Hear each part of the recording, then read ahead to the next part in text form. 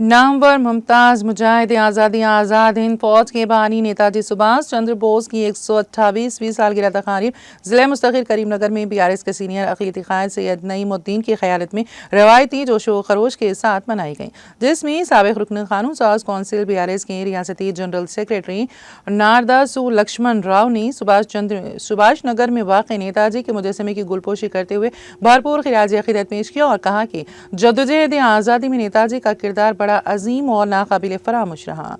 आज़ाद हिंद फौज को तश्कील देते हुए उन्होंने अंग्रेज़ों के दिलों में घबराहट पैदा की और शिकस्त को कबूल करते हुए मुल्क को आज़ाद करने के लिए मजबूर कर दिया। सैयद नईमुद्दीन ने इस मौके पर खिताब करते हुए बताया कि नेताजी सुभाष चंद्र बोस आज़ादाना और इनकलाबी ख्यालात व अफ़कार के मालिक थे,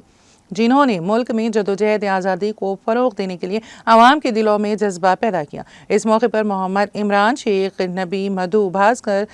तकदीर नाहिद और दूसरे भी मौजूद थे।